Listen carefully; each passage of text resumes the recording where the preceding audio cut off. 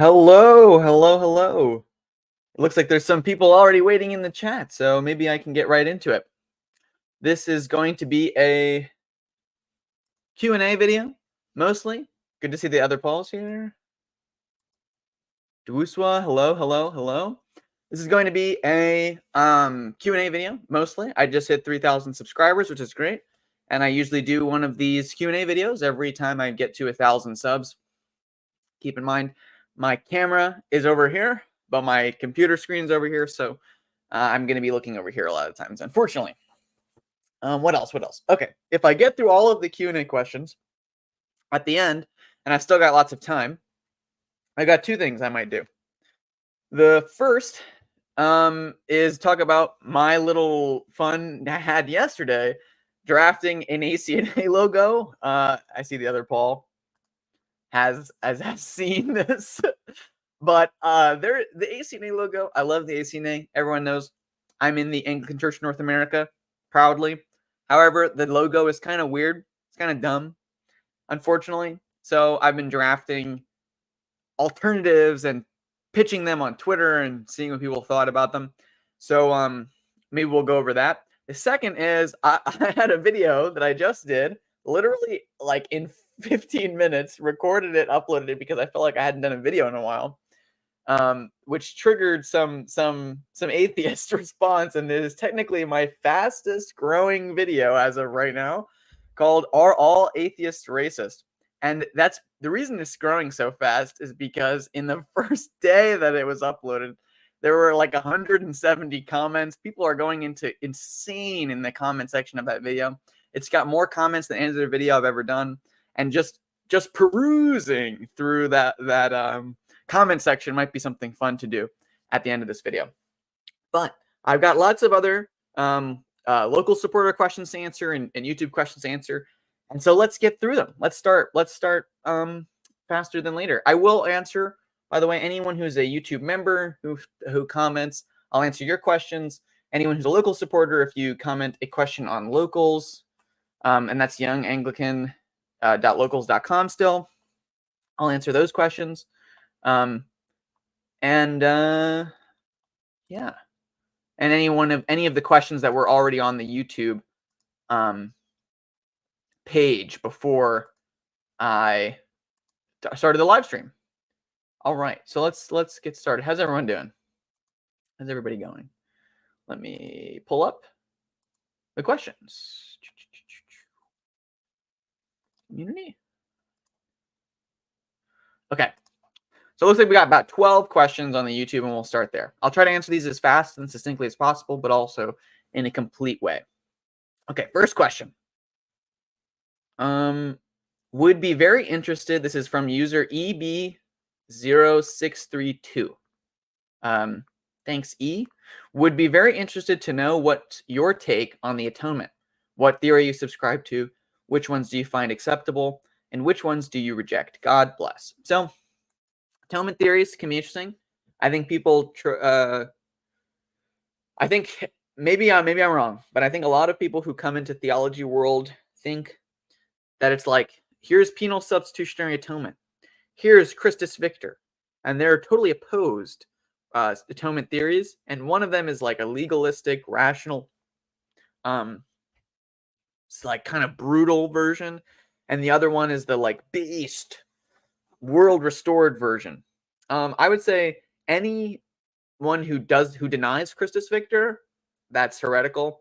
But it doesn't mean that Christus Victor, right? The idea that Christ's death defeated death in some way, and that's what was accomplished on the cross, and that the principalities of evil have been defeated. I've talked about this in my iconoclastic videos, but also that the material world was redeemed in certain ways at the cross that they weren't before. This is why we can say, Acts 10, the sheet that's over the earth that makes all the animals clean now. All that stuff is because of the cross. Okay. And all the peoples are clean now in a new way because of the cross. So that's Christus Victor. Totally true. I would subscribe to that. I would, at this point, probably subscribe to a satisfaction theory of atonement. Now, people will draw distinctions, I think rightly, between satisfaction view and penal substitutionary atonement.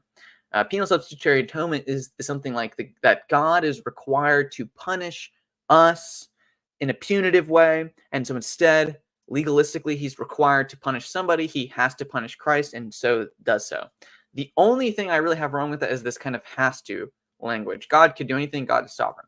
So I prefer kind of an Anselmian satisfaction way of talking about it, right? You can say they're not that different. That's fine. We can talk about that. But the idea that I would affirm the sentence, God's wrath was satisfied at the cross. Christ bore the punishment for our sins in some sense. That's true still, but less legalistic terms. That's fine. I think people probably prefer that. I prefer that. So I would go with satisfaction theory. Also A-OK. There are lots of different ways of talking about the atonement. I think I've gotten more and more traditionally Western on this view as time has gone on. Thanks so much for the question. Okay. Next question from M. Biggins. What would you recommend for someone interested in Anglicanism or the ACNA but doesn't live anywhere near a compatible congregation? There's a mainline Episcopal church in my town, but any conservative Anglican churches are about 4 hours or more away from me in multiple directions. I get this question so much. I get this question mostly on Instagram DMs and stuff like that. And the harsh reality sometimes is that, some people, it means you're not going to be able to go to an Anglican church. The good news is we're not like Eastern Orthodox and Roman Catholic where we think you are damned to hell because you haven't been going to an Anglican church.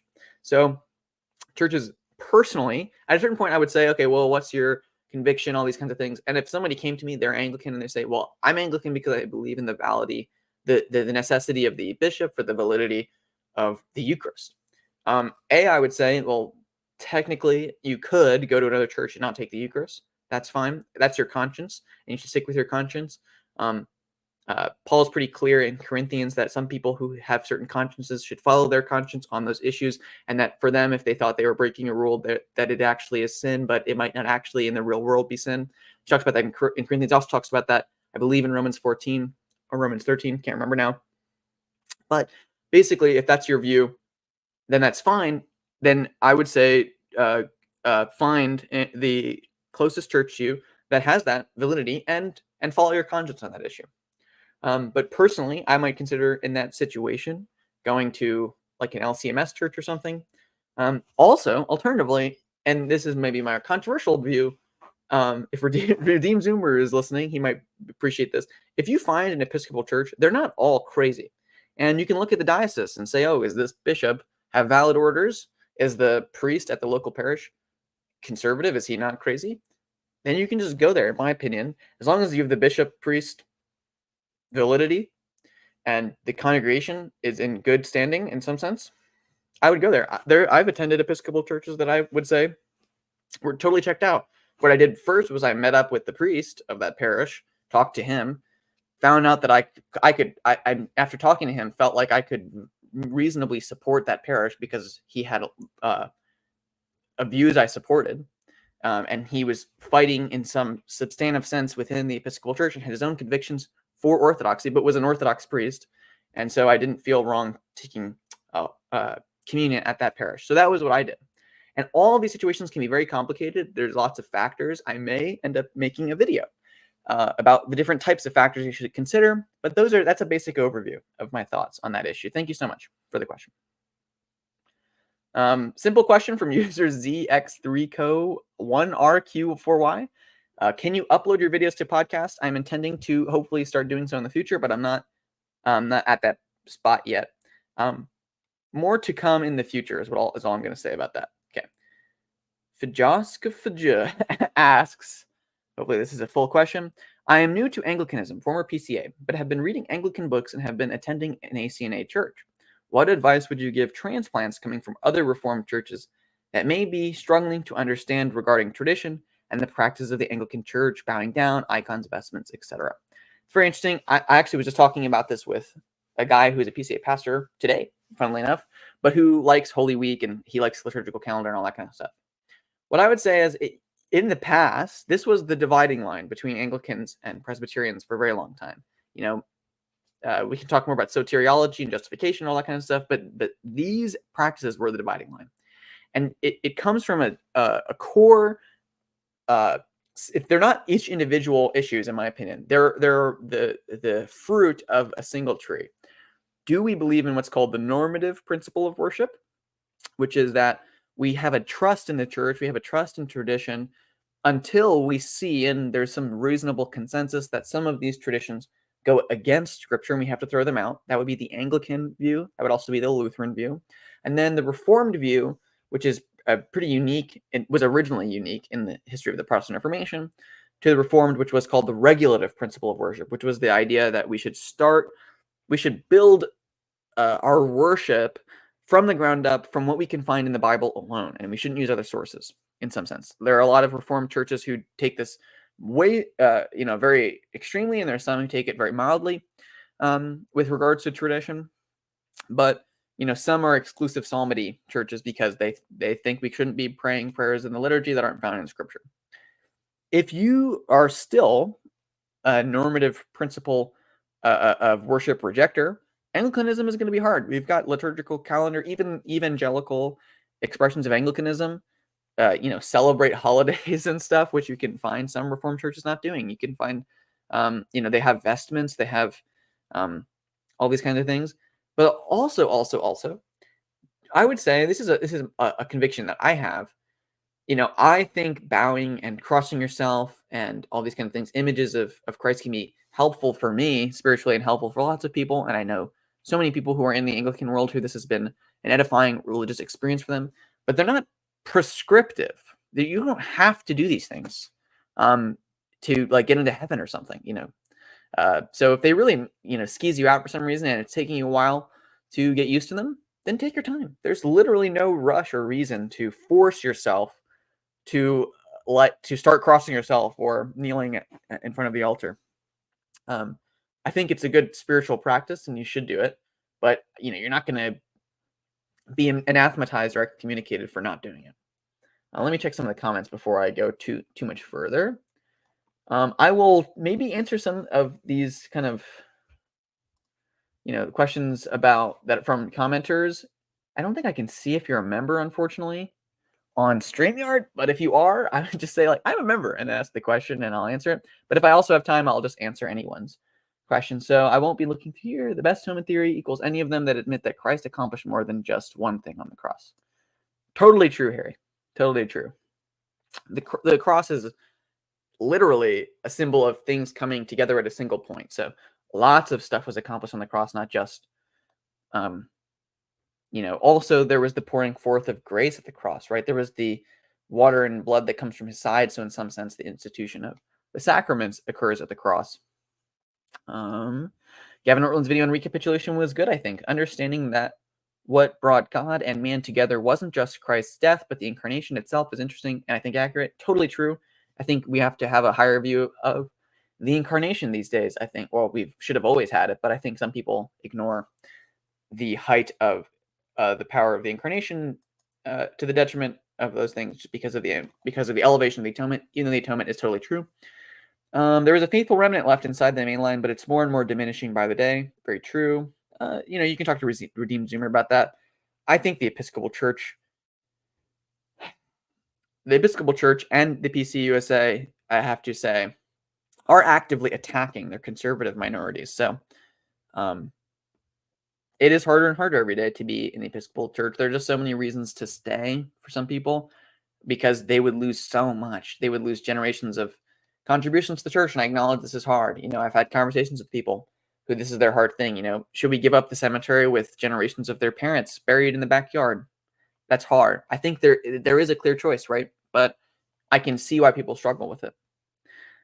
They should look for a continuing Anglican church. In my experience, there's random ones hidden around the country. Totally true. Yeah, you shouldn't ignore continuing Anglican churches. It's hard to find some of them when you do church finders and stuff because there's so many different little continuing Anglicans, but I have nothing against attending a continuing Anglican church. I go to a very traditional and conservative Episcopal parish and love it. I attended an ACNA church on Easter, and ironically, it was more modern. I know it's not common, but funny nonetheless.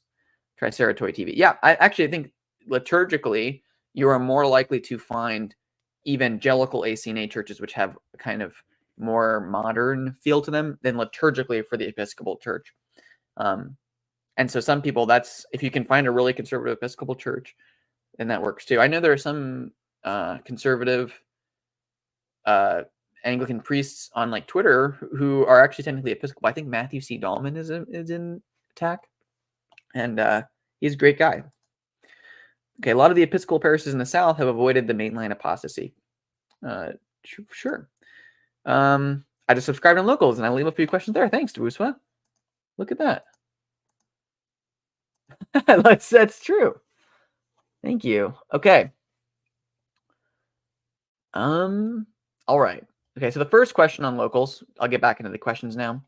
It's from Edgardo Rodriguez, a great guy. I think if you did a top tier list, this isn't really a question. If you did a top tier list of favorite theologians, that would be fun. Totally true. Just a funny question before I get into more theological questions. How much do you bench press, and what is your goal for next year's 1700th anniversary of Nicaea? How much do I bench? Last time I really seriously was benching, which has not been very recent, is pitifully, probably like 150. I'm not really a gym guy, if unfortunately. But I used to be for a little while. I've kind of fallen off of it now that I'm in law school and stuff. What is my goal for the next year's 1700th anniversary of Nicaea? That would be a fun little thing to have an event for. Maybe a stream with some other YouTubers would be cool to do for the anniversary of Nicaea. All right. YouTube questions time. Okay. What are your thoughts on returning to mainline denominations in communion with Canterbury in an attempt to revive and restore them, like how Redeemed Zoomer is doing with the PCUSA?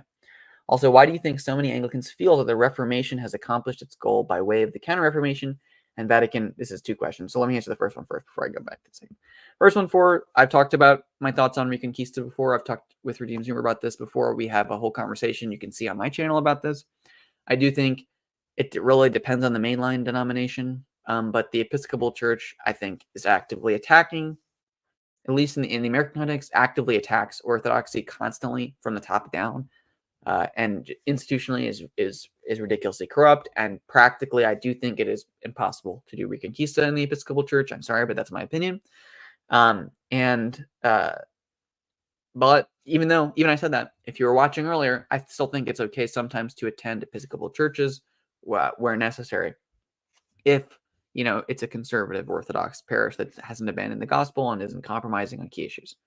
Okay, second question that you asked, user F is a also, why do you think so many Anglicans feel the Reformation has accomplished its goal by way of the Counter-Reformation and Vatican II? And now we can go back to Rome. I do think actually I see this a lot because people realize, if you look into the history of the Roman Church, there are a lot of things that Rome has changed on, and is now more like the Reformation position in a lot of ways. And at first you can say, oh, well, then maybe we should become Roman again. And then if you really think about it, it shows the necessity of Reformation, even if you believe that, and also shows the lack of the even usefulness of an infallible magisterium, in my opinion. So that's my honest opinion about that. Okay, just because you're spamming, I'm not going to answer this question. I guess you didn't really spam. You asked it 3 times. Thoughts on the Septuagint? It's good. That's all I'm going to say.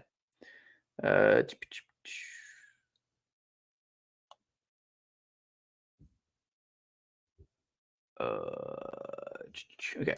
I'm going to keep answering the YouTube questions first because they asked a couple days ago. So they've been waiting a long time. Okay. Question from Paul Woodhouse, 3386. What do you suppose the reason is one gets damned for believing in heresy if one claims to love Jesus but doesn't believe in the virgin birth, for example? Why does that damn someone? Maybe a silly question, just curious your thoughts. What I think this is, and actually, let me see if I can yoink. Ugh. This bad boy out. Might do a video on Richard Hooker talking about a learned discourse of justification. This doesn't just have his talking about what the Anglican view on justification is. He also talks about the status of Roman Catholics and whether or not they're saved a lot, actually. And he talks also explicitly about, he draws a distinction between the people who had lived before the Reformation in the Roman system versus the people who chose actively to stay after the issue became litigated, and if you think about it in the issues of the Reformation.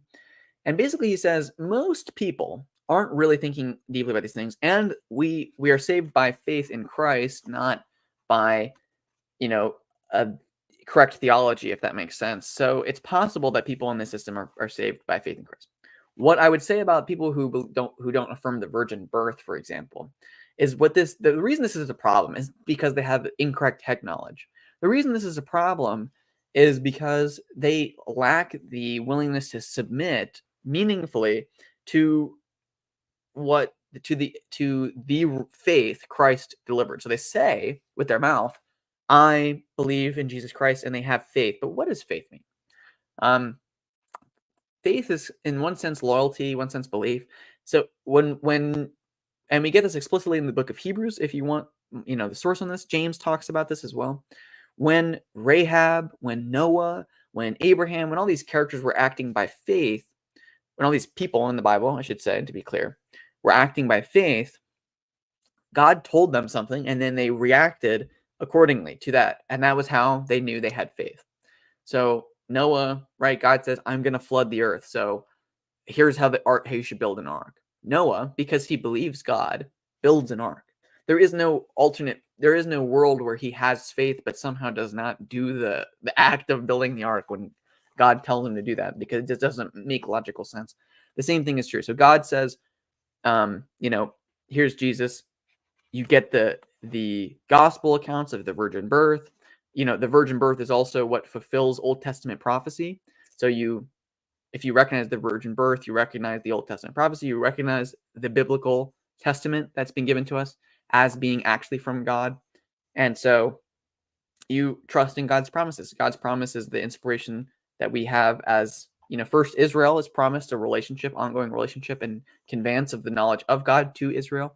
That's the Old Testament, and the same thing is true about the church, which is Israel. We can talk about that later. But basically that is, that's part of faith. That's what faith is. So it's not necessarily that you believed the wrong thing, you're going to hell, bye-bye. It's really like, what is faith, and do you really have it? Hopefully that was helpful, Paul.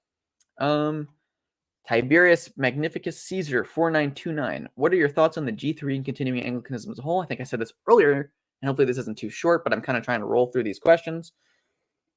G3 and continuing Anglicans, I think they're great. I do think they suffer from a kind of rigorous tendency to retreat, and that's where I think Redeemed Zoomer is right. They tend to say, and I do think there's an element of your conscience says you shouldn't be in a denomination, you shouldn't be, even if your bishop doesn't support women's ordination, that's an important issue to them, and so they want to kind of hop out. But it's actually, when you do this kind of constant splitting, it actually makes it very hard to do kingdom work, because you end up in these ridiculously small denominations. You're not actually going to help the denomination reform. I think, for instance, a great example, Church of Latvia, I think, is a Lutheran Episcopal church, which means they have bishops. They had their archbishop end women's ordination in Latvia. Why? Is it because all the people who were against women's ordination left the Church of Latvia? No, they stuck it out, they fought it, and then they got a good archbishop. Now you have to be able to tell, is that a reasonable hope? I think it isn't with the Episcopal Church, but imagine if all of the continuing Anglicans were in the ACNA, all of their bishops could vote at the upcoming assembly. We would instantaneously get an archbishop who would stop women's ordination, or would have to amend the Constitution first. But we would be able to vote to amend the Constitution. We would have enough bishops who were against women's ordination to do that. So that's my kind of criticism of the G3, but also I understand, and I think I would, if someone's attending a G3 church, and I think that's fine, especially if it's the one near you and there's not an ACNA one near you, and that's your conviction. All those things are fine. All those are great reasons to do that. Okay, next question. Hopefully that was helpful, Tiberius. Okay, Imperators 8700. What initially informed your decision to become a member of the ACNA rather than the Episcopal Church? I was just convicted on theological issues. My wife and her family have a lot of ties to the Episcopal Church, and most of their experiences in the last 20 years with the Episcopal Church have been extremely negative. So that's part of it as well. Hopefully that was helpful, Imperators. Jess England 456 asks, do you talk to Austin Suggs at all, aka Gospel Simplicity? His podcast is very good. You should be on it. I would love to be on it. He's a great guy. I do watch Gospel Simplicity, but I don't really know him personally. Another nice comment from Layman Bible Lounge. Last question on my YouTube was from Samuel Rojas 4689. Who is your favorite historian? You know, it's funny. Actually, Tom Holland wrote a bunch of Roman history books that I read before he did Dominion. And so when he came out with Dominion, it was incredibly based. If you haven't read Dominion, I thought that was super cool. So Tom Holland is up there. I think, who else? Let's see, maybe American history people. Oh gosh, I couldn't tell you. Not at this current moment. I'm like blanking on all the people I read. Samuel McCullough, I want to say is an American history guy I read. But that's really it. All the names are escaping me. All right.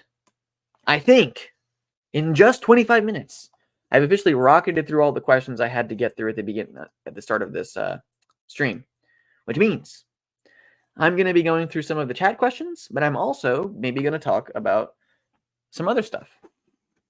So if you have any questions, I'll guarantee answered any questions that are super chats. Otherwise, I'll only really answer questions I think are interesting or worth answering, pretty much. What version of MS Paint did the ACNA logo designer use? Probably 1996. Thank you, Alberto. How Sabbatarian is the ACNA? Probably not very Sabbatarian. If by the obviously we have observed the Lord's Day, and it's the seventh day. All right, it's the first day of the week. Gosh, I'm messing this up so bad. But I don't think there's a lot of people who would go crazy if they found out that you were working on the Sabbath. They probably, it's biblical to say don't work on the Sabbath, don't take a job, but I don't think there would be any shaming or anything like that. No problem. He doth work invisibly. Sorry, I didn't mean to spam computer issues. That was fine. I answered your question. I realized it was only 3 times. Okay. Okay. Question from the other Paul. Good to see that you're here. His question is, at what point do you think faithful Christians, especially Anglicans, should stop, quote, playing by the rules, quote, and just fight rough to eject false teachers and priestesses from our churches? He says, by playing by the rules, I mean both social and even ecclesial rules, and fight rough means ignoring these to hasten the ejection of heretics. Since this is an existential threat. I think there's a nuanced answer to this question, which is, I think we should have first order rules, which we will never break because they're important. And we should also be able to admit, when, they're not observing this nicety that we're observing. And so we shouldn't really feel the need to humor them with the same kinds of niceties. I think that was the mistake of a lot of Orthodox Christians in the Episcopal Church. And that's how that church got hijacked. And I think the same thing is kind of true right now in the ACNA, where sometimes there are certain people who really can't abide people voicing opposition to women's ordination, which is a huge issue. And, people don't like it. I think of what happened to Reverend Calvin Robinson. But I think we should just not really be bothered, in my opinion. That's something I might talk about with this atheist video too, is how do you approach people who disagree with you sometimes, and when do you know when to kind of step out? That's my thought. Bingo is right here, folks. Bingo is here. Bingo is right. Hashtag baptize yo babies. Does an invocation of saints? Yeah, I might talk about this in this video. Have your thoughts on the invocation of saints changed at all since the video you made a little while ago? Any recommendations on sources dealing with this from an Anglican perspective? I made a video a long time ago, back when I would say I was more Anglo-Orthodox. And I even have a video where I use that title, which I might not use today. But, I'm Orthodox in theology. That's the difference. But I think I used to kind of be overly apologetic for Eastern Orthodoxy, and I kind of thought of Anglicanism as Western Eastern Orthodoxy, and I think that that's not entirely true. I do think, and I think you can see this if you look at the early reformers, though, the biggest problem with quote-unquote invocation of the saints at the time wasn't that you asked saints to pray for you. You can even see Lutherans who basically admit this isn't a huge problem, right? If the saint can hear you, which is probable, right? We have a cloud of witnesses, and you ask a saint to pray for you, they probably will pray for you. And it's probably not that hazardous to your faith. It's probably also not super important either. There's not very much attestation of this practice in early church history. But the real problem, and this is what's so bothersome about Roman Catholics and Eastern Orthodox who say, oh, well, wouldn't you ask your friend to pray for you? Is that that's not really the extent of the invocation of the saints that actually is being practiced in other communions, in these ecclesialist communions. Really what's happening a lot of times, they're doing stuff like consecrating their body to Mary. That's something really that actually happens in Roman Catholicism, is people consecrate their lives to Mary. And you can do the gymnastics and say, oh, but Mary is really God. But at a certain point, or Mary, you're consecrating yourself to Mary, but Mary's consecrated to God, so whatever. And it's like, okay, well, then why include this extra step? You get people talking about Mary being the mediatrix of all graces. You get to practically points in people's lives where they are relying upon patron saints rather than relying on God. I can think of Martin Luther, who, when he was caught in the storm, the famous storm that made him become a monk because he said he dedicated his life to God, if he survived the storm, in that storm, he actually doesn't make that promise to God. He makes that oath to Saint Anne, who is the patron saint of copper mines because his dad was a copper mine owner. And so you think about that. He's in the moment of, he's on the brink of death. And what is his instinct? His instinct is to appeal to a saint, not to God. And that can be problematic. I think that can be not good. That would be the real difference and the nuances of that issue. In that video, I'm really saying something I don't necessarily disagree with, which is something about how human beings are participating in the life to come, in the reconstruction of the new heavens and the new earth. That's a fiduciary sense that we have this role. There's nothing wrong with seeing yourself as a part of a living organism of Christians who, even the ones that have passed, are contributing to, have contributed to, will contribute to, in substantive ways, and how they have a real effect on our world. Okay. Wuswa, what is the general Anglican position on normative authority of the church, power of the church to bind one's conscience to a decision, as St. Paul does to the other churches in his epistles?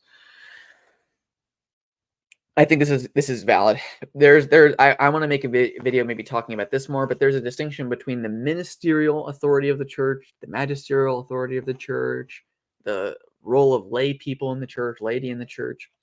The modest position that can be described rightly as sola scriptura in one sense, prima scriptura in another sense, that is found in the 39 articles, is that on issues affecting salvation, right? So really, at the end of the day, that's just the issue of justification. The Bible is clear, and the Bible can't be overridden, and people can just read that. And against whatever polemics you can find from other traditions, all Protestants agree in justification by faith because that specific issue actually is very clear in Scripture. Issues other than that, though, might be, you might not personally see in Scripture, but the church hierarchy might be liable to bind your conscience to that belief because it's been believed forever. I would think of infant baptism on this as a good example.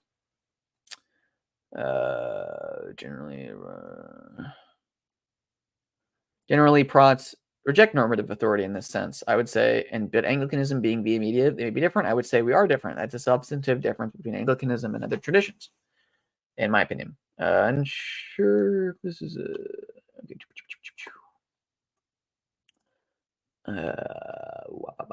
Wait.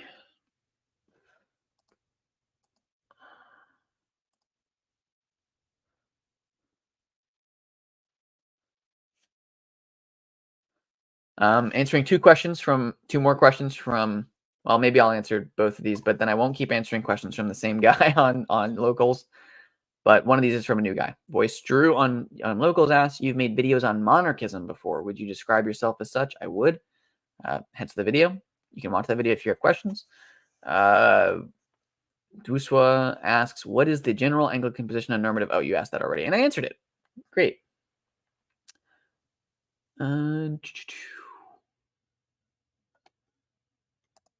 Not a question, but did a Bible survey training course with RUF, and I genuinely had an amazing time. Old Testament is less scary to tackle than we think.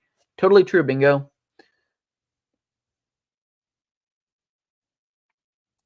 This is a great point. We're talking earlier about mainline churches becoming heretics and playing fair. I actually do think And Tiberius Magnificus Caesar says here, frankly, I think there's been a problem with not even playing by the rules in terms of enforcing rules against heresy. Totally true. Most of the time, all we would have to do in a lot of these problems is just say, here is actually the canon. Here is actually the rule. Here is actually the constitutional rule about heresy, and this is heresy, and it needs to be punished. That's kind of what ecclesiastical courts are for, which we have in Anglicanism. That's another thing. People don't really talk about this as an advantage of Anglicanism, but we have canon law and ecclesiastical courts that can be brought against somebody. Heresy is a charge you can bring against somebody in an ecclesiastical court, and you're empowered to do so even as a layman. Yeah. Opinion on J.I. Packer. Parker Romero asks, I haven't read J.I. Packer. I've heard some occasional quotes from him that seem fine. I think he's just a Reformed Anglican from what I can tell. The other Paul asked a question. Where do you stand on the role of a Christian prince slash state in the regulation of national church affairs? I think if you're a reasonable Anglican, you have to admit this is possible. And not only possible, but sometimes appropriate. I mean, that's basically the distinction we were making in the Reformation at the outset was, and you can, if you read, even this Discourse on Justification, you read a lot of the early Anglicans, they basically say one of the bad things that the Pope was doing was he was usurping the rightful role of the monarch or of the state from the state for the church, or for the Pope, really, and differing basically from the way that Reformed churches on the continent operated, if that makes sense, because you can get a lot of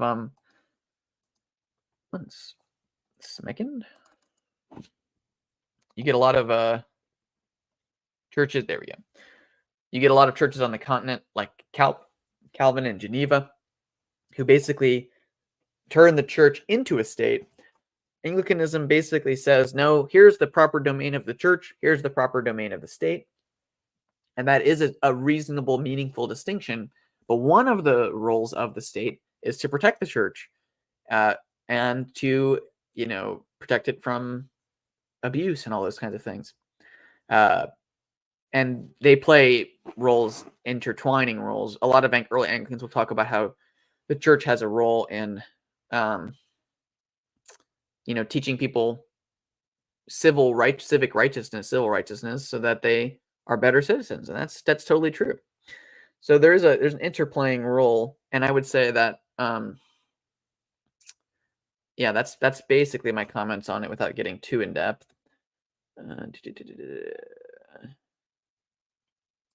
My priest and bishop always tell me I should go to seminary, but I'm not even confirmed yet. Is this weird for a priest to do? I would just say get confirmed. If they're telling you to go to seminary, it might be because that's a calling that you have.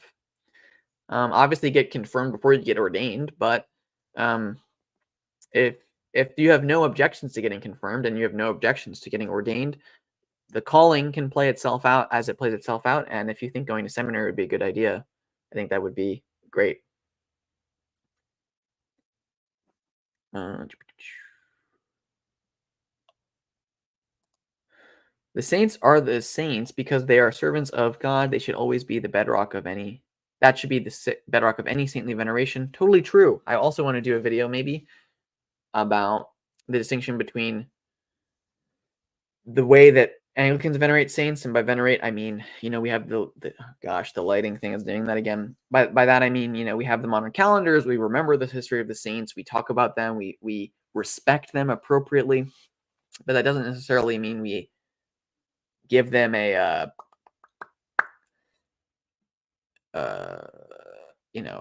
undue reverence. Even, by the way, even Rome at least admits that they have a special reverence due for Mary alone that's not due to the other saints. Why is that? We would say that's not really a reasonable category, but basically they can acknowledge that there's a set of valid ways of treating saints and things that are not valid for saints, but are only valid for God, and then all those kinds of things. Those distinctions are important. And basically we would just say, yeah, you can venerate the saints if you're actually venerating them, but it's possible to be doing something that isn't worshiping God that isn't the worship only do God, like sacrificing animals. That is still kind of like worship, and you shouldn't do for saints. Yeah. Presbyterians had. This is true. We should be doing this, but for good things. Oh gosh, the lighting. No. Is this better? Nope.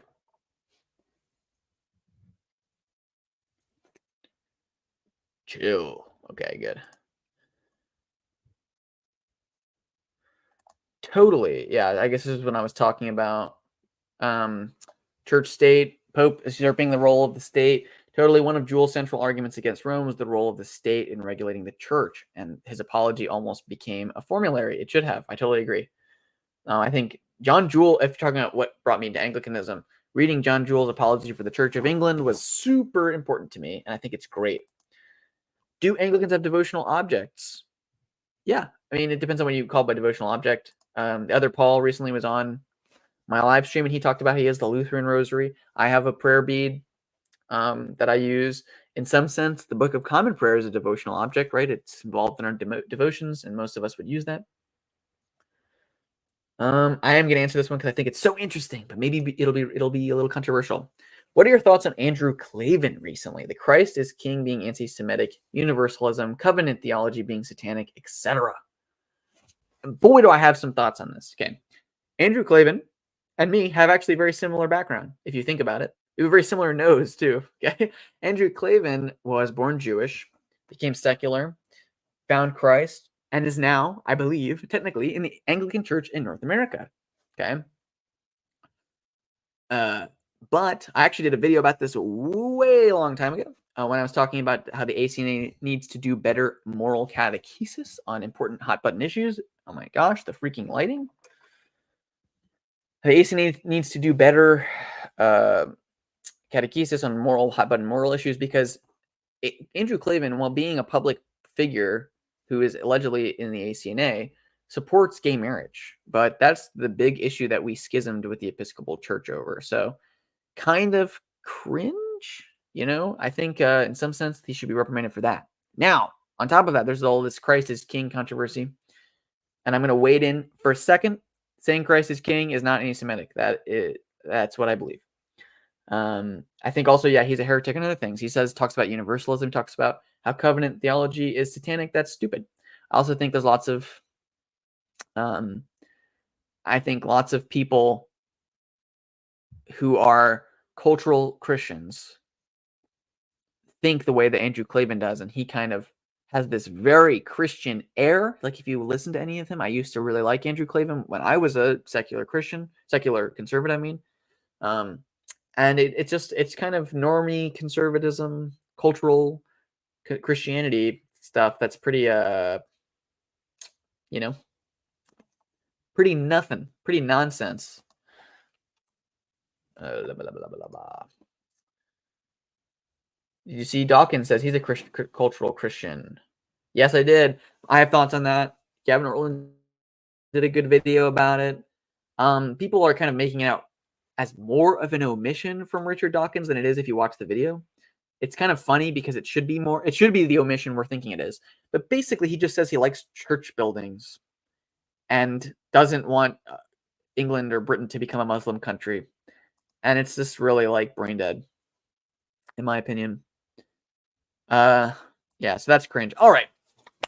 I've answered questions. This is a Q&A, but I've answered all the questions. Let's talk about the ACNA logos. How about, huh? Everyone ready for that? Let's pull up Canva. So, ACNA logo looks weird. Everyone agrees. It's kind of lame. So, and I made a Twitter post, so I'm going to rehash all of the information in that Twitter post if you've already seen it. Sorry, not sorry. Okay. And I use Canva for lots of this stuff, so I think that will be interesting.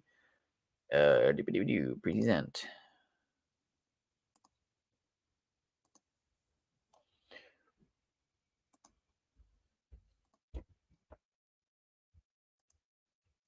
Oh, it's just going. There we go. Look at us. It's already up. Okay. So my first thought when I was doing making these things, For Anglican Church, I kind of wanted it to be Anglican and North American identifiably. So I was like, okay, Anglican, you got to have St. George's Cross. I think that's a pretty good place to start. There have been some other options that tried to do different things in the past. I looked at previous drafts of the Episcopal flag that before it had an official flag / logo / crest. And then some of the breakaways like the Reformed Episcopal Church and some of the continuing Anglicans, and I got some inspiration. The first thought I had was, I think an eagle and a lion are good animals to play around with the symbols. Eagle, because Mexico and America and the United States, which are both parts of the ACNA, use the eagle as a national symbol, and North America, right? All that kind of stuff. And additionally, the eagle is used in the Bible oftentimes to represent power, authority, God, all that kind of stuff. Same thing with the lion. Lion is also used to talk about Jesus in Scripture, and the lion is also an English symbol. It's a symbol of England, and so in that sense, it would represent kind of Anglo-Canadians who make up a good portion of the ACNA. So I played around with this little eagle one here. Some people like this one, apparently. I didn't think it was that good. I thought it was kind of too simple. Then I was like, oh, griffins are kind of a combination between eagle and lion, but it feels kind of LARPy, so I didn't really like that. Then I was kind of thinking, like, okay, well, maybe we should do the kind of top left corner blue thing because that the Episcopal Church does. And in that sense, I thought that was good, but I thought that had some problems. Maybe let's see. Now they're all out of order, so let me try to get to where I started with this. Swing. Right. Okay. So kind of doing the Episcopal Church thing with the little blue corner, the blue canton, as it's called in heraldry, and then using different symbols in the spot. So 5 stars. I thought the stars are good. They kind of represent America, right? And also, first 3 stars for the different countries in the ACNA, right? The United States, Canada, and Mexico. But also, 5 would work because you could do United States, Canada, and Mexico.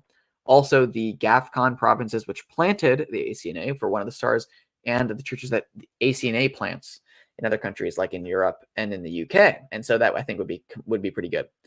Then I started playing around with the mitre as a symbol. You can see in lots of the early drafts for the Episcopal flag, the mitre is used because the Episcopal office is kind of one of the unique things of Anglicanism. So, right, symbols of the Episcopal office were good. You can see some with croziers and things like that. Then played around with the Jerusalem cross and some star combinations, maybe just one without the Jerusalem cross. Let's see if we can redo that. Doop, doop, doop. Okay. And I actually do like the Jerusalem cross one. It's pretty simple. And the Jerusalem cross is used on the ACNA 2019 prayer book. So I think that's a pretty good symbol for folks to recognize as Anglican or the Anglican Church in North America, all that stuff. Okay. Then I had this cool design for an eagle. And I thought it looks like this is the American eagle, and in one hand it's holding the crozier, which represents maybe like the extraordinary ministry or like the ministry of holy orders, right? The bishop, priest, deacon, and that element of the church, and then the cross, which obviously just represents the cross, but in another sense represents the ordinary lay person who is taking up their cross as a part of the Christian thing. And I like this, but I don't think this is actually has a chance of getting picked. But I really like that little symbol. And then I realized I kind of prefer doing a top bar. I think that would make us a little bit more distinct from the Episcopal one, because just for normal people trying to distinguish which one's which, it might be a better symbol. Had some fun playing around with incorporating different things at the top and griffins and all that stuff, and mitres and croziers, and then the eagle and all that stuff, and the Jerusalem cross. So those are some of my little thoughts on that. For anyone that was interested. All right, I think I breezed through that, but I'm actually kind of glad that I did. Because now we can look through the comments section on that recent video. So I uploaded a very clickbaity video. And it worked. It got the clicks. I baited clicks, folks. I really debated what I was going to title that video. Let me see if I can turn this back on now and not freak out my lights. I uploaded a video, had an idea for a video, basically arguing that atheism the moral worldviews I was seeing specific atheists put forward, like Destiny, like Steven Pinker, like Sam Harris. I don't mention Sam Harris in the video, but I used an argument that Sam Harris finds acceptable in the video.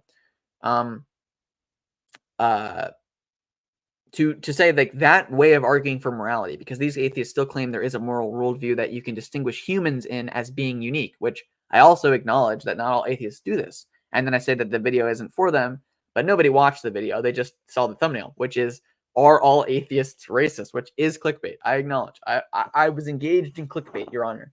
I am guilty. I plead guilty.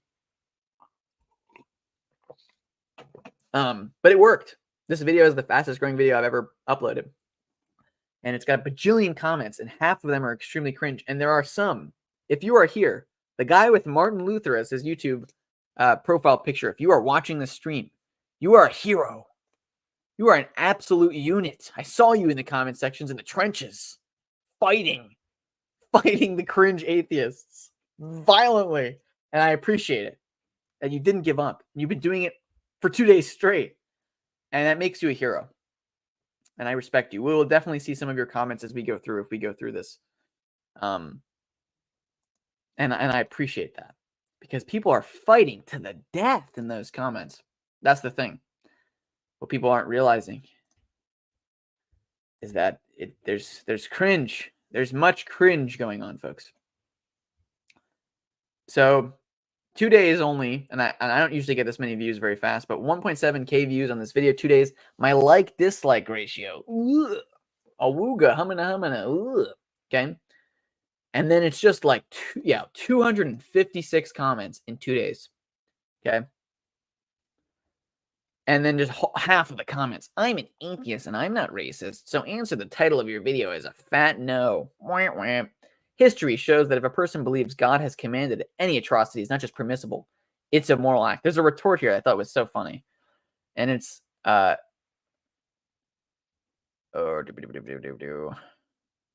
actually, what it shows is that if a person believes something is moral, they will do it, obviously, which is true. Anyone who believes anything is good will do anything that they think is good. And homies really believe atheism is like the key to absolute moral perfection.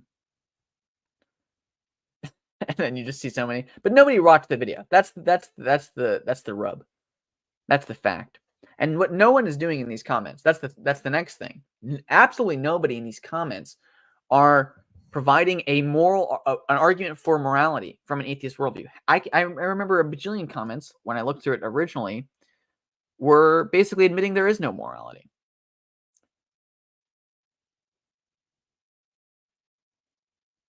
Not only did we get morality asserted as objective without a demonstration, which admits this person thinks there is no objective morality, therefore, how can you condemn racism? But there's tons of these people who do this. No, they just say no. Let me see if I can find some of the comments. There are some people who are saying, basically admit that they don't have morality. Some people admitting that they've only watched half the video. Some people admitting that they don't do anything. And then this person saying morals don't come into it.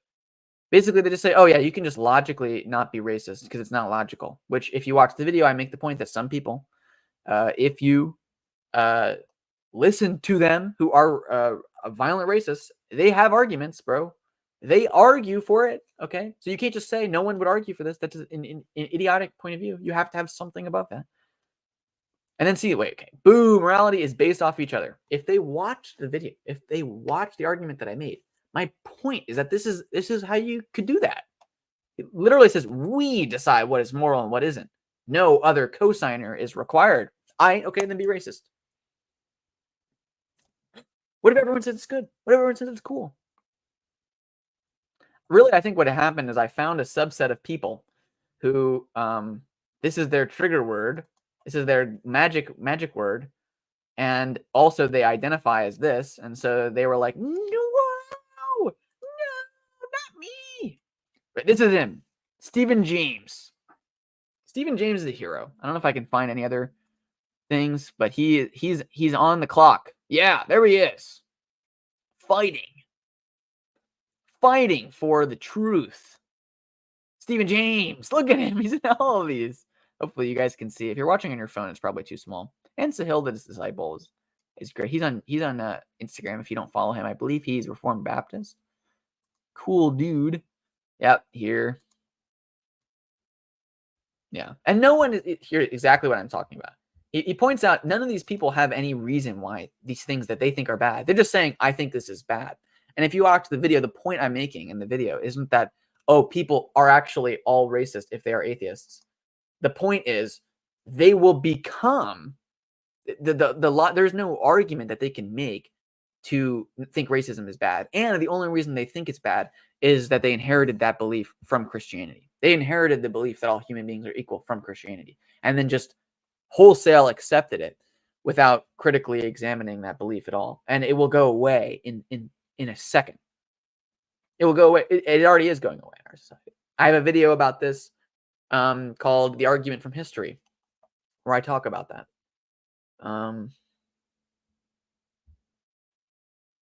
Yeah, totally true. You get a lot of human flourishing. He says, with the right premises, racial egalitarianism is logical. Egalitarianism is logical. With the right premises, racial hatred is logical. That's it. It's not a moral argument. I mean, in their worldview, it's just this weird logic argument, and it doesn't make any sense. And you can tell, by the way, that's the next thing.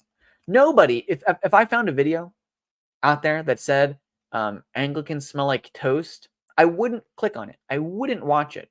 I wouldn't hate comment on it. I wouldn't dislike ratio it. Why? Because I know it's not true. I know we don't smell like toast, and I'm not afraid to smell like toast, and I'm confident in my worldview. If I found a video, honestly, if I found a video, are all Christians racist? I wouldn't even click on it.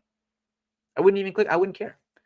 Not because I don't think racism is bad or something, but because I can so easily defend that as false, and it doesn't bother me. But the fact that all of these is just this inundation of cope demonstrates that they don't believe that. They're scared. And if they watch the video, they would realize, hey, I'm not, it's clickbait, folks. It's a title for a video to get people to click on it. If they actually watch the video, they realize I address specific atheists' arguments for morality and say these arguments could lead to a racist worldview. And at the end of the video, if people actually watch, this is how I know nobody watched the video. At the end of the video, I give a hypo. What would be the argument from atheists to treat aliens well if we met them? Let's say we found an extremely vulnerable alien population that we could either enslave or treat kindly. What would the atheist have to be morally obligated to do to this alien? There's no impact. Because people will say, oh, but it's about human flourishing. Okay, well, humans will flourish more if we enslave these aliens. Why wouldn't we do that? Why shouldn't we do that? In fact, why should I even care about human flourishing? That's the next thing. But I'm granting too much to this case. But that's besides the point. So we're wrapping up. We're wrapping up now, folks. That's enough. That's enough of that. I had to comment on that so that I could feel like I earned it. Refined canine. I had the best comment on that video. You have to tell me what you commented. There's literally 256 comments on that video. It's insane. I can't read them all. The human flourishing is the foundation of morality. Virgin. What is flourishing? Chad. What is a human? Hilarious. And you're completely right. They literally don't even. That's another point I make in the video. People will be like, oh, the human is the intelligent creature. And then you'll get people like Steven Pinker who say, I would be okay. They're more likely, and Destiny admits this too, they're more likely to allow you to kill 4-month-old babies than they are to oppose abortion because they're not sentient yet. That's insane. That's demonic. Like, they don't even know what humans are. They could think a 4-year-old isn't even a human. Oh, do I have to become an atheist now? There are some of those comments about people being like, that's why I'm an atheist. I know. And the word is a trigger word. That's another reason to use it in a clickbait thumbnail. In some sense, it's their word. It's like a coded criticism. So many people are like, oh, I used to be Christian. And then somebody did a mild political conservatism in my community. And then they cry. And then they cry and they said, then that ruined Christianity for me. I one time heard that my pastor voted for a Republican. He voted for Mitt Romney. It's over. How can I possibly believe that Christ was born of a virgin and was resurrected now? It's like, come on. It's and it's the biggest cope sometimes. My gosh. Hey, Layman Bible Lounge, late to the party. That's okay. I hope the atheists keep pumping your content.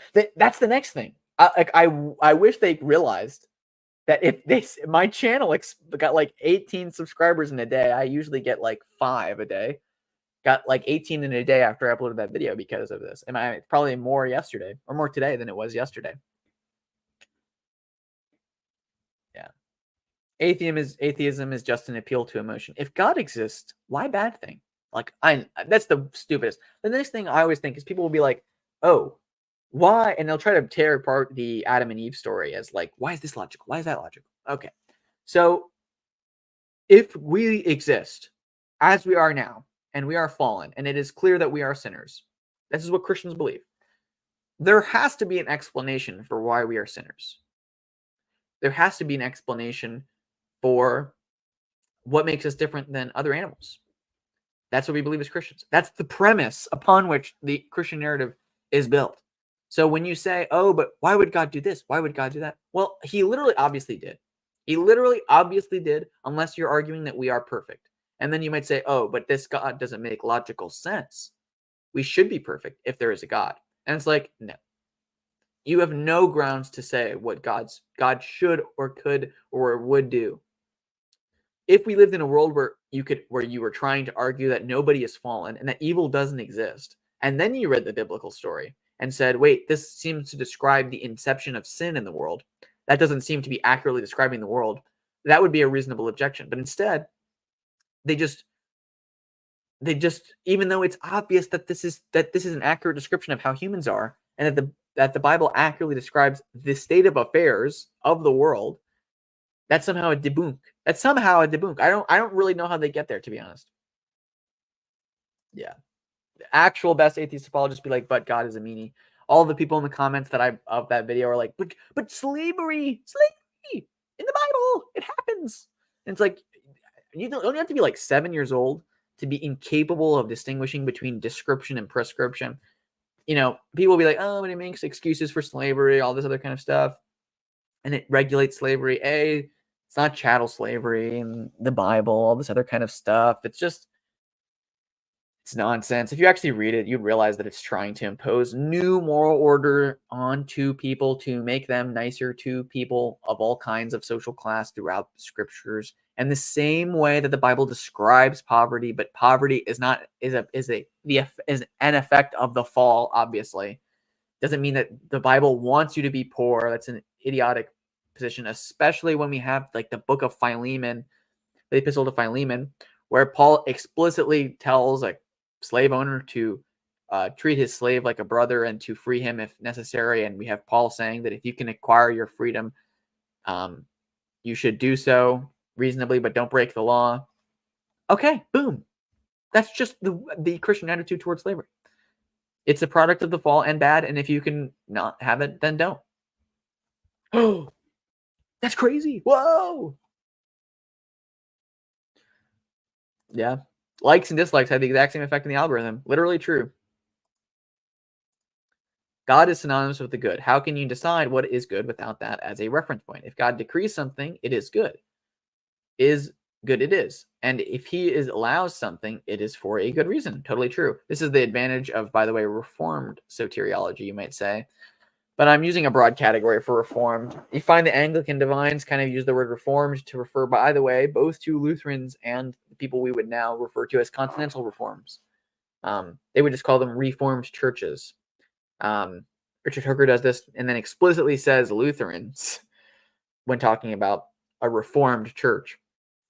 And so, and this is the next thing. Maybe we'll talk about this a little bit before I log off, but the biggest cope is people want to be free. That's why people rebel against God. That's why we have atheists, whatever. They want to have a freedom of conscience.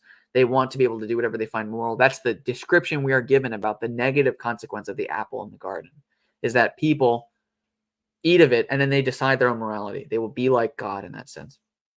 And you find it all the time. And the same thing happens in the church. You'll find so many people. It makes me laugh. Trent Horn is a fine apologist, but he does some really weird tactics to try to discredit Protestantism. He has whole videos talking about how Reformed soteriology is horrible, unheard of. It's anathema to the church fathers. And it's like, Trent, Roman Catholicism has dogmatized Thomism, and Thomism believes this. Thomism advocates for double predestination. Thomism believes in you know, the soteriology you're criticizing. That at the foundation of creation, God decided if you were elect and whether or not you'd be saved or not. That is the official position of the Roman Catholic Church. Read the catechisms, read, and people be like, oh, but the catechisms just talk about grace. Okay. If you actually understand the catechisms, they're talking about how you cannot be saved without grace. Grace comes to the elect. That's it. You have to get grace by being elect. That's how you get saved in the Roman Catholic world. And then they add on a second justification, which Richard Hooker talks about, which is problematic, but they believe in the doctrine of election that lots of Roman Catholic pop apologists try to debunk to get people to become Roman. And it's like, you don't understand your theology. You should become Eastern Orthodox, honestly. Eastern Orthodoxy rejects a lot of these positions. Okay. I thought the main difference between Thomism and Calvinism was double predestination versus single predestination. No, both positions, right? Because we're talking about Calvinism, we're talking about what Calvin advocates for, right? Both people believe there's only an active predestined. So people talk about double predestination. Oh, does that mean that God actively predestines people for reprobation? That's the double. No, the double is not that.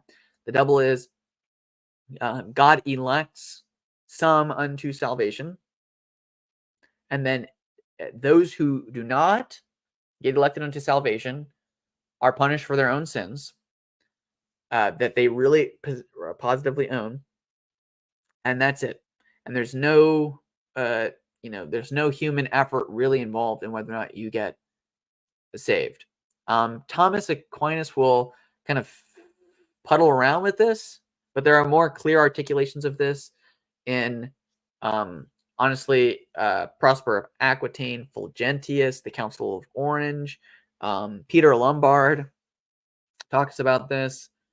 Scotus, basically, I think actually has a more harsh version of predestination, but the scholastics were clear, and so, by the way, were the early Reformed scholastics, to basically say that God foresees people being damned and then predestines some to salvation and doesn't actively predestine people to damnation.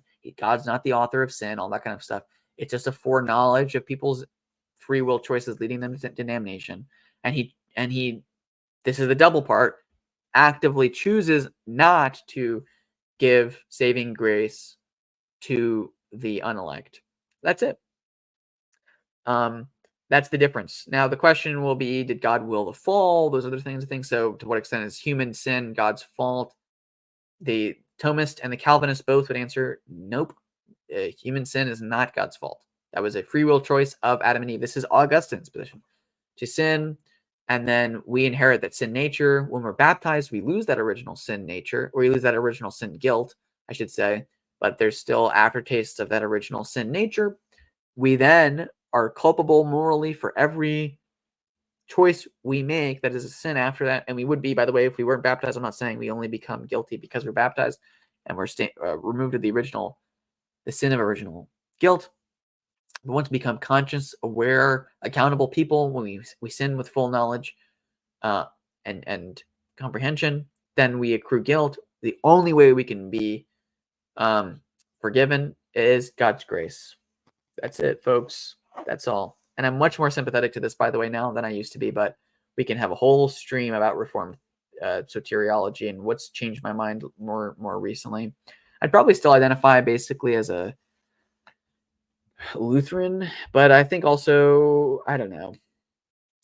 there's also questions about like, are you justified by? This is basically the distinction I'm noticing between Lutherans and Reformed. Lutherans agree you're monergistically justified. You're monergistic, one energy from God. God, by grace, justifies you and declares you righteous. But then the process of sanctification is kind of synergistic. This is the kind of the Lutheran view.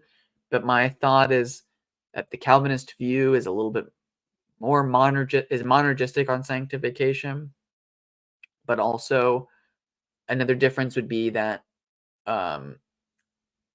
that no human, unless God gave irresistible grace to them, would accept God's grace, unless it was in an irresistible form. That's another Calvinist doctrine that I'm kind of not necessarily sure I agree with, but we can talk more about that later. I'm going to try to answer these questions and start wrapping up sooner rather than later. Okay. So if you got any last minute questions, if you want to super chat them to me, I'll answer them. Oh,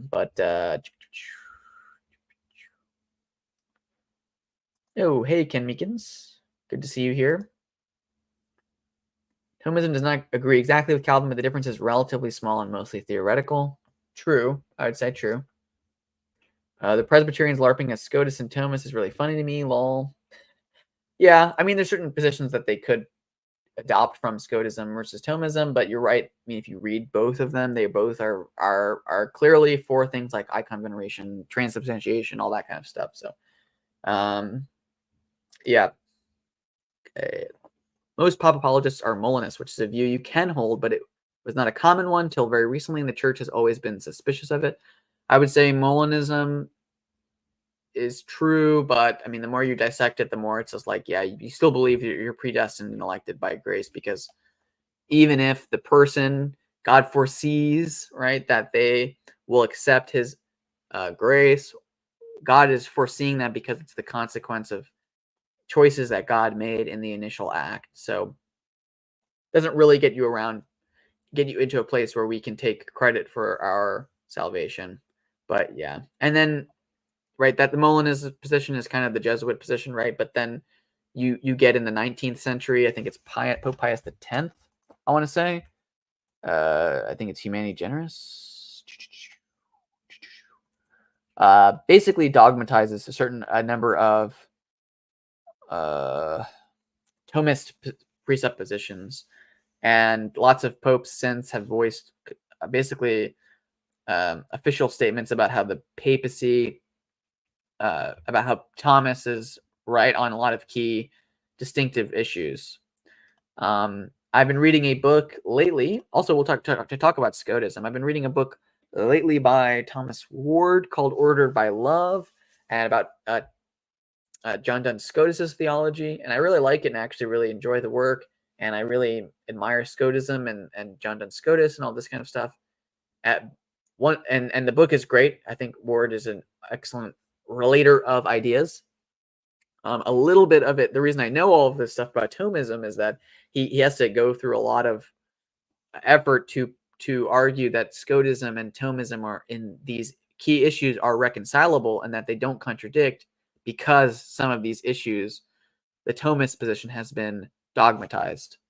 So he doesn't want to, he's a Roman Catholic author, obviously, so he doesn't want to come off as a heretic, even though he holds the Scotists views. And in some places, I think he's right to draw a distinction between what Scotus is saying and Aquinas is saying, and saying they're not actually contradictory. I think people say Calvinism but mean hyper-Calvinism or some extreme form of hyper-Calvinism, and that's true. I think that happens all the time. I think the meme about Calvinism that I'm kind of coming to is that the label is often more baggage than it's worth. I want to hear about your soteriology change. Only a few months ago, you made a video considering whether Calvinism should even be allowed at all. I did, and I looked into it. That was the precipitation of me thinking about this. This is why I want to make a really big, long video about kind of going into Augustinianism, realizing that there is more historicity to the position that I thought was not valid. And since then, you can actually follow some of my trains of thought in conversations I've had with Redeemed Zoomer and with the other Paul on other live streams too. I think the SCOTUS LARP from Redeemed Zoomer is just proof that he is a closeted Catholic. LOL. I think not so much. Sometime. I don't know what this means. I love Redeemed Zoomer, just poking fun. True. Fair. Refined canine. People often want to move to the edges of what one can believe in for apologetic purposes, and it annoys me. Like when Lofton says he thinks infants can be saved via baptism of desire from the parents. Yeah, I've talked about this actually when and I've thought about doing a commentary, but I don't have enough to say really. But I saw Trent Horn and James White's debates on sola scriptura and purgatory, and if I'm being honest, trying to be neutral in this, I will say I think Trent actually did a better job in the sola scriptura argument, and I don't know if he handily won, but I would say maybe he won that debate, even though I don't agree with him. But the purgatory debate, I actually think James White won, because what Trent often does, and lots of apologists do this, is you're right. They want to work at the edges of what can be believed instead of, and that doesn't really convince people, in my opinion. You'll find a lot of times, like if you talk to people who aren't Christian and try to convince them to be Christian, and you make all these exceptions, you're not actually defending a worldview. You're trying to make boundaries that they might accept. Versus if you just show, hey, this is what I believe, and I have a lot of good reasons to believe this, and you're not apologetic about it, it's actually a better argument most of the time for whatever it is. So when Trent explicitly dodges the idea that purgatory has a punitive element to it, that you actually accrue punitive debt in life that has to be punished, and that's why. And it's not just about making you right for heaven. That was not the distinction, the argument during the Reformation, and it gets murky sometimes with James White, because James White's a Baptist, so he's not really a classical Protestant, so he has different concerns. But that's a whole other conversation. But if you just, in my opinion, if he just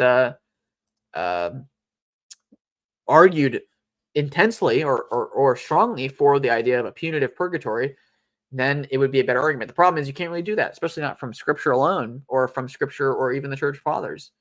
So I think that it ends up being. Here's two things. It ends up actually working for some people. It brings them into Catholicism because they don't look into the issues, but it's not going to shake somebody who's really looked into these issues at all, because it's not really the position that he has to defend, and we all kind of know that. Do you think that the Shroud of Turin is a legitimate artifact? I haven't looked into it enough, but if I had to, bet on it right now, gun to my head, I'd say no, probably, if I'm being honest. But I'm open to it being a legitimate artifact.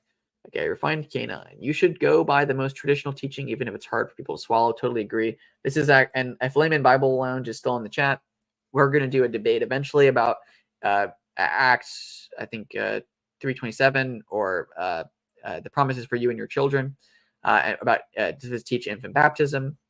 And we had a little bit of he's a very nice guy. We've been having a couple of back and forth about some of our thoughts about theology in general, just in preemption for the debate. And he has good videos on his channel about, he argues that there are lots of people who, and he disagrees, as far as I understand, with certain articulations of original sin. And he's a credo Baptist, of course. And he points out to lots of people who argue for the necessity of infant baptism that, okay, well, if you actually look at the original people arguing for infant baptism, if you actually look at the original people arguing for original sin, that includes infant damnation. They argued for that if unbaptized babies die, they go to hell. Augustine says this clearly. St. Jerome Stridon says this clearly. You can watch his whole video to talk about it, but that's kind of why I see this as an important issue. I think there's a lot of good reasons to believe in infant damnation if they're not baptized, and that's a hard pill to swallow, but it doesn't mean that it's not true, in my opinion. And I think basically people started adopting this position when we started living in a pluralist society, where you started to see all these unbaptized babies, and you were like, man, is that baby going to hell? And what most Christians have believed, who have believed in infant baptism and original sin, which I do, have believed, is that we inherit a sin nature. We become guilty through, and there's a distinction, like, do we become guilty? Do we inherit the guilt, or do we just inherit the sin nature? Do we just inherit the sin? I think really the way we have to put it is, you inherit a nature which is irreconcilable with heaven unless you are baptized. and have faith and all those things. And so I would say, at the very least, it is hazardous to just grant that all babies are saved without baptism, because then it's just like, okay, so are all babies who die in Muslim countries saved, or only babies to Christian parents who would have baptized their babies? All this other stuff. I would say there is some room for saying, like, baptism by intention. They would have been baptized. It wasn't a withholding of baptism. George Henry Gerberding, who I really like, he's a Lutheran from early American history, basically says that the condemnation is taken on by the parents, but there still is condemnation for not baptizing your babies. I'm fine with that position. But basically, I think that there is some people, Layman Bible Lounge is right to say, want to avoid infant damnation as a topic. But I think that was a concern, at the very least, for people who were believed in original sin and who supported the baptism of babies for most of church history. And it should be a concern for us too. And that's why that's why I'm so motivated to make videos. I think that I don't want to say this in every video, because I do think some credo Baptists take this as a threat. And I don't, and in the same way that I think some ecclesialists use, oh, if you're not in my church, you're going to hell, as like a apologetics tool. I don't want to use this as an apologetic tool for paedobaptism, but I do believe that, and that is why I think it's important to make videos arguing for paedobaptism, because I do think it's an important issue. Long-winded argument about that, and that was one of the most traditional teachings, even if it's hard for people to swallow. Also, have you read the atheist scope in the comment section of your atheism equals racism video? It's hilarious. You missed it, but that was like a section of this earlier stream I did. Do you believe in infinite damnation? I was just talking about this. All people are conceived in sin, and some things need to take them out of it. You can argue that in some cases the mercy of God through extraordinary means is the thing, but there has to be a thing. Yeah, I think Reformed actually have a better argument against necessary infant damnation in some sense, because that you could say, oh, well, they're elected by grace, so if God didn't want that baby to go to hell, it wouldn't, which is of course true. Don't deny that at all. But yeah, you could also make the argument that the reason they never got baptized is because they're not elect. But I don't think we want to go down that road right now. John Doe asks, have you ever had an interaction with an LDS or Jehovah's Witness person? LDS, I imagine, meaning Mormon. And I have. I've been approached by Mormon missionaries a couple times in real life. And the first conversation, it was clear it was two girls. They didn't know too much. And I knew more about Christianity than they did. And I was just ended up being nice to them, told them that I have serious concerns about Mormonism, and that I don't think there's good arguments for believing in the Bible's corruption, all that kind of stuff. And I don't know if they took it seriously. They didn't seem like they really cared that much anyway. But then I had a nice conversation, actually a pretty in-depth conversation, with an intelligent LDS missionary who was, he was like my age. He was all by himself, which I think they usually travel in twos for some reason, but he was all by himself. He saw I had a cross necklace on, walked up to me. We had a conversation for a long time about different Bible verses and this, that, and the other thing, and why I'm not a Mormon. And he asked if I'd ever looked into it, and basically told him my theological convictions. And we had a good conversation. I don't know if either of us budged, but we did have a long conversation. Weirdly, I've never met a Mormon. I've definitely met Mormons, I should say. I know other people who are technically Mormon, but I haven't talked to them about religion. I've just encountered them, as acquaintances in other situations, especially in South Dakota. There are Mormons. All right. I know there's lots of people watching right now. I don't want to end the stream, but I'm running out of questions. I'm running out of things to talk about. So if we don't have anything to talk about, I'm going to wrap it up. I'm gonna send this baby home. Maybe we can talk a little bit more about ACNA logos too, I guess. But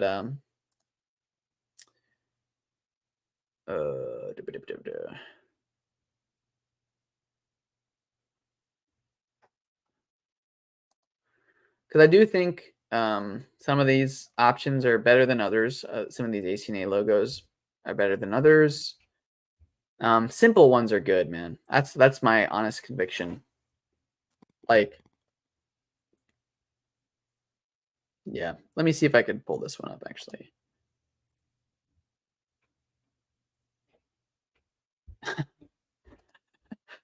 There was a time when I gave up on a religion and thought about becoming a Mormon on false pretenses to get a wife. No comment. Many such cases, I believe. Which of the 5 points of TULIP do you disagree with the most? I'd say the ones I struggle with the most are irresistible grace and limited atonement. But there are lots of, John Davenant, basically, some people argue disagrees with limited atonement, but I would agree with certain articulations such that, Christ's death was sufficient for all, but only efficient for the elect. That's fine. I think that's the formulation that Peter Lombard used, who's a medieval scholastic. So that's that.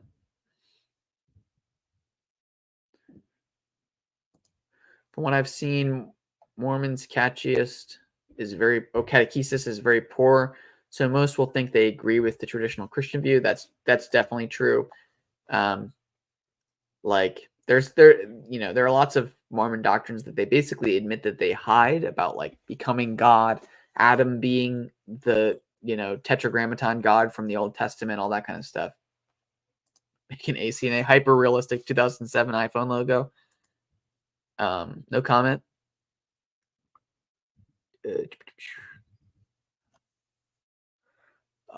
Okay. All right. So maybe I'll show. I unironically think this is the best. This is actually the best logo. Why? It's simple. It's mwah, chef's kiss, and then you get 3 stars for America, United States, Mexico, and Canada. Hit me up if you got problems. But then I do want to kind of have the Jerusalem cross one though. That's kind of the thing, isn't it?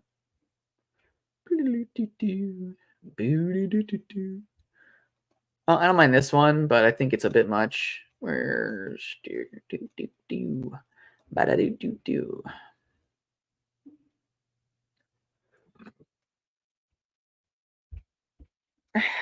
I do like these. I do like these. They're just so similar to the Episcopal Church one, don't you think? What's a Christian denomination that you think is heretical that most don't? That most people don't? I'm pretty open. I guess it also depends on what you mean by heretical. Heterodox, I think lots of denominations are heterodox, but depends on, people will say, oh, heresy is about a salvation issue or about a God issue. There's heterodox just on being wrong about theology. I mean, like what? Like Christian Science, Iglesia Ni Cristo, a lot of these denominations, Unitarian Universalists or Oneness Pentecostals, I think everyone can acknowledge they're heretics because they get God wrong.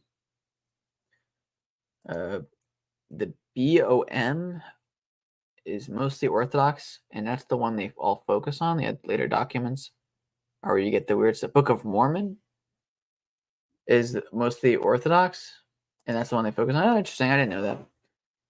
I've seen like the summaries of the Book of Mormon, but I haven't actually read it myself.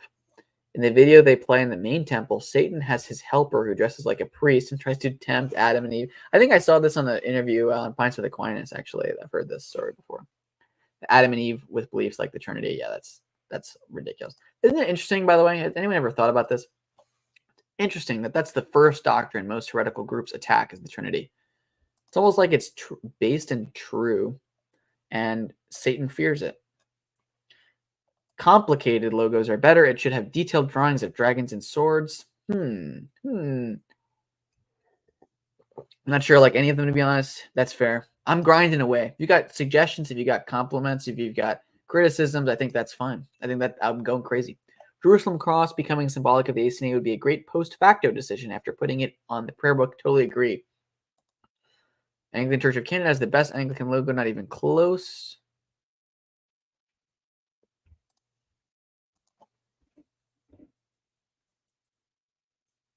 Anglican Church of Canada. Yeah, it's kind of cool. I don't know if you guys are looking at it or not. It is kind of cool. I agree. But Anglican Network in Canada, the ACNA affiliated one, is so gross. It's a shame we're so liberal. True. Book of Mormon. Wouldn't the Filioque be a different doctrine of God? Like it's a different view of the Trinity? You can make a good argument for that. I'm also shifting. I used to be more accommodating of Filioque denial, but I've looked into the issue. I talked about this in another stream, but I've affirmed the Western view on the Filioque now. How would I explain the Trinity as simple as possible to non-Christians? God is one nature, three persons. Let me zoom in. God is one nature, three persons, right? So God is one what, but three whos, right? I relate to other people in one way, but that doesn't mean that my relationship to them has anything to do with their essence. So you can have three relations, three separate relations, but you can have one essence. And that one essence is the divine simple source that is God. And the three persons, Father, Son, and Holy Spirit, are all God, but are all not each other as persons. That's basically what I would say. Book of Mormon teaches modalism. Probably true. More like tritheism. So Book of Mormon, I think you're right, has a different, I've heard, has a different theology than the later Mormon theology, which is tritheism. Actually, it's like polytheism, basically, because they think everyone can become God in the same way that the Bible is God. Which, by the way, is what most Unitarian Universalists think. People don't realize this, and you can see this in the interview Trent Horn did with the Unitarian, quote unquote, biblical Unitarian, where he basically thinks that the reason he doesn't deny that there are portions of Scripture where Jesus claims to be God. He just says that other people also can become God, and that Jesus just went through that process. And it's like, that's insane. That's ridiculous. What would be the point of the Old Testament? Protestants denying the Filioque really annoys me. Tired of people assuming the Eastern Orthodox are right about everything. Western Christianity affirms the Filioque and absolute divine simplicity. Interesting point. Well, why do you see the Filioque denial as impermissible? I have been wondering about it. I think that Filioque is a weird issue because it's half of the issue is just about the recitation of a specific document in a specific phrase. And actually, if you look into the issue, both the East and the West have a way of allowing the other allowing the other position's phrase in their position. So you get like Saint Maximus, who the Eastern Orthodox would say justifies saying the Filioque in the Eastern worldview, in the Eastern theological view, as a because the East would affirm what's called an energetic procession, but not a hypostatic procession. A good essay on this, if you're looking for the Anglican perspective, is E.B. Pusey has a essay on the Filioque that even Roman Catholics cite, and he defends the Filioque from the Anglican perspective, and basically argues that the real reason that the Eastern Orthodox ended up dogmatically denying the Filioque in a way was because it was tied up with their assertions against papal infallibility and papal immediate jurisdiction and all these other issues. So then this became a flashpoint, and it really wasn't the original important issue. Although the articulations were different, he talks about the differences between Greek and Latin, and basically argues that at the beginning, nobody really disagreed in a fundamental way. The real substantive disagreement at the beginning was whether or not the Pope could just insert the Filioque into the creed. And he basically says even us Anglicans would admit they couldn't. The Pope shouldn't have done that. Now, whether or not it's a true doctrine is a completely different issue, but we agree the Pope should not have inserted the Filioque into the creed canonically, because that's ridiculous. So, on top of that, though, there is what do they actually believe now, and I think, if you just look into the early church, it does seem like they taught hypostatic procession, and we can get into the differences in that probably in its own stream, and I might do that stream soon. Okay, there are passages in the Book of Mormon that talk about God never changing and other things that get denied later. Yeah. which is cringe. I mean, but there are passages in the Old Testament that talk about God never changing, and yet, dear viewers, Rabbinic Judaism believes in open theism. How? That was one of the big things for me. Maybe I'll do a video about actually the individual theological issues that converted me from Judaism to Christianity. But the fact that finding out that Rabbinic Jews believe in open theism and then just read the Old Testament and it's like, what? It almost feels like it was a cope after Jesus fulfilled a bunch of prophecies to say like, oh, but God can actually change his mind. So those prophecies, he changed his mind. They're not going to be fulfilled. Like what? Now that's just speculation, but I think that is easily debunked. Because this says that, the people talk about, oh, there's passages in the Bible where God forgets, and it's like, this is a human explanation. God doesn't have feet either, or wings. Read Psalm 91, right? God doesn't actually have wings. Okay, how do I explain the response from them about how Christ can sit to the right hand of the Father's throne in the book of Hebrews? It's just an articulation of a concept of the person of God, and how the persons of God, and how the person of the Son and the person of the Father relate. We have no idea if there's a physical throne in heaven.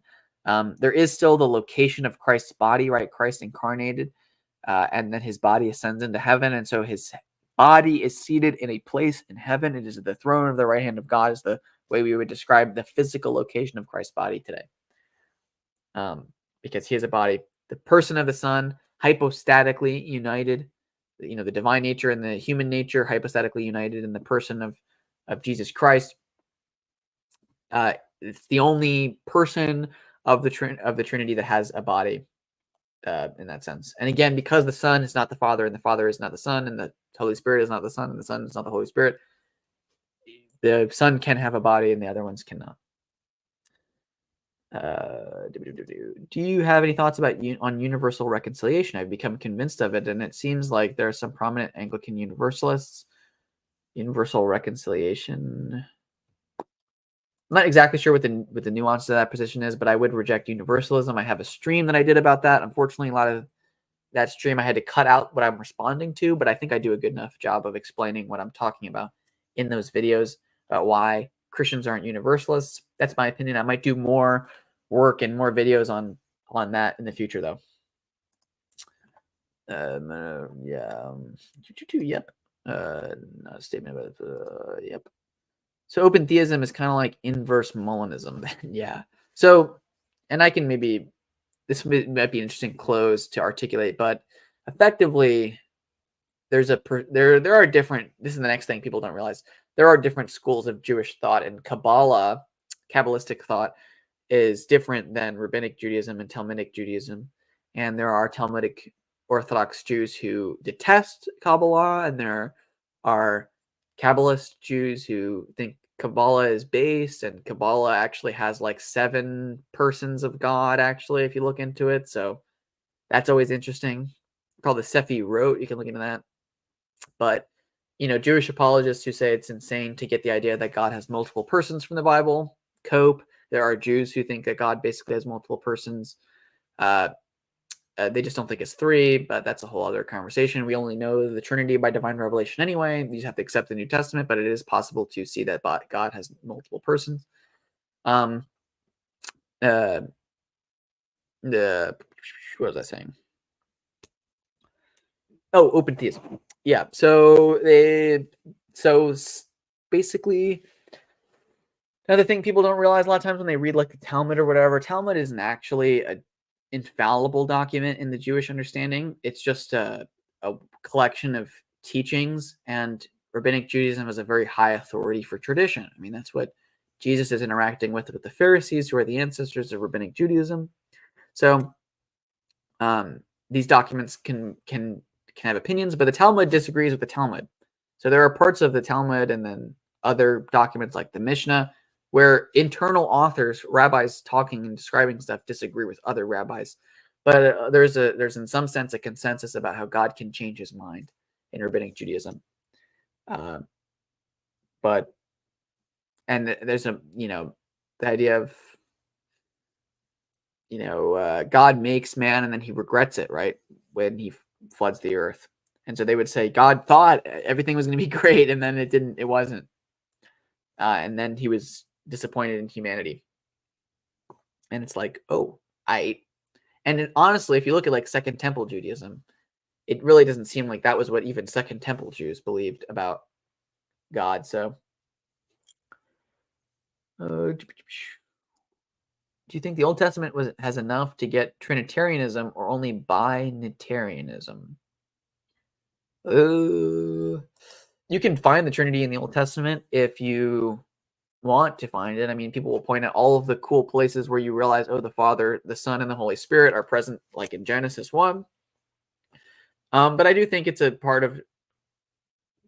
clarification of divine revelation, present, articulated clearly in the New Testament in ways that it was not articulated clearly in the Old Testament. I don't think it's a perspicuous issue, if that makes sense. I don't think it's one of those issues that you read the Old Testament and you would just obviously know and have to deny it actively. But I do think there's good evidence for it. I think, there's the passages that Jesus quotes where David calls the Messiah my Lord and my God. And then wouldn't that mean that the Messiah is God? And then all those kinds of things. So that's there. I think the Spirit of God is talked about a lot of times in ways that is interesting if you have a Unitarian worldview. But just I think the Old Testament clearly predicts or foretells or explains or establishes the basis of belief for the idea of the incarnation of God, and then how is that going to work?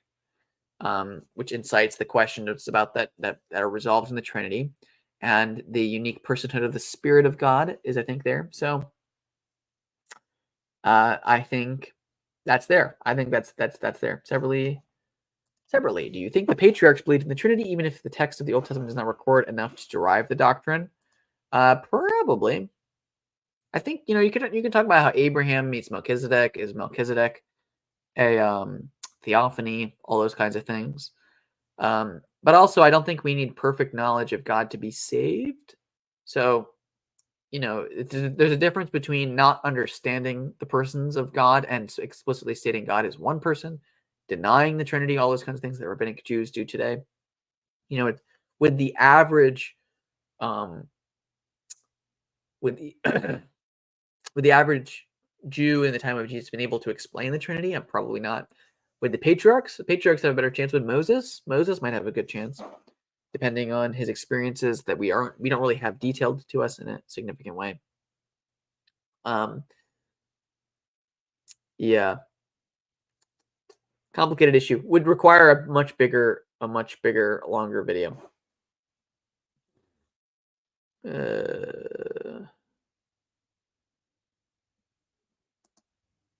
Yeah. All right. I'm getting tired, folks. It's late here, EST time. I think we had a good stream. I think we got a lot done. So thanks so much for watching. I'll see you later. Maybe I'll do a stream on Judaism. Maybe I'll do a stream on Universalism. Maybe I'll do a bunch of streams. I want to stream, but unfortunately also I've got like real life work to do as well. So thank you guys for watching. God bless. I'll see you later.